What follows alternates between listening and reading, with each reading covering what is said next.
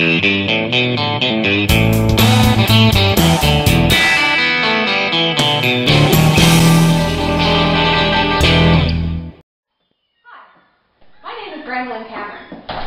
and I'm here today to share with you my design nemesis. A little bit of history for you.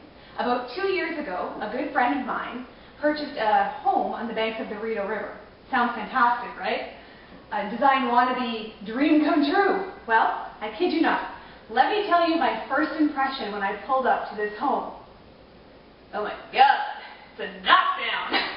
But how do you then formulate that into a response for your excited, enthusiastic homeowner when he drops the million-dollar question? So, what do you think? Design tip number 1, master your poker face.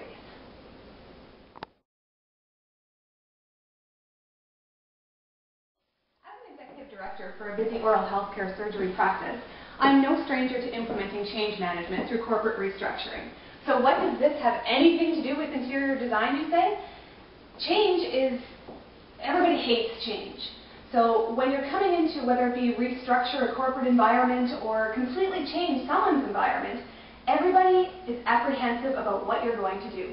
And you're coming in there with all of these design ideas, and they're coming to you in the middle of it going, is this really what you wanted to do, and is this going to be the way I wanted it to be? And you come to them with the utmost poise and confidence, and you say, absolutely, this is exactly what we had in mind.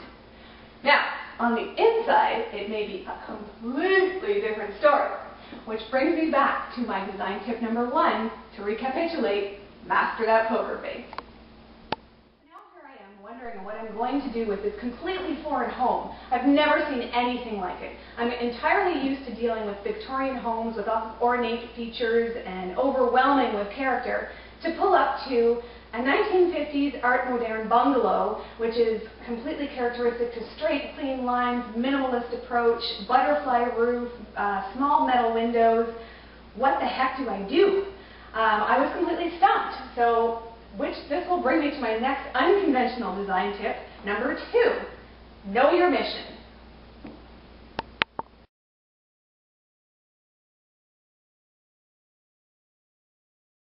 What does that mean? Well, I decided that I would enroll in an interior design diploma program so that I could learn a bit more about this era. Because as you've commonly heard people say, you should never change, always be yourself.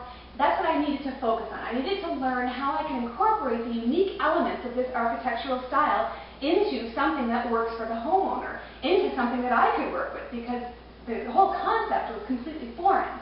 So I can't stress enough, you really need to know what you're getting into before you jump into it.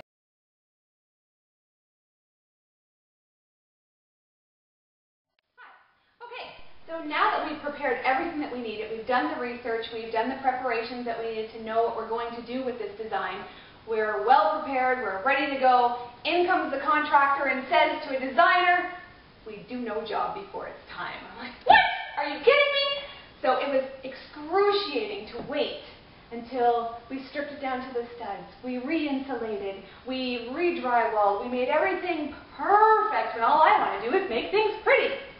But it brings me to design tip number 3. Start with the end in mind. It couldn't be any more important that you keep the entire project in the scope of the entire project in mind before you go ahead and you just forge forward.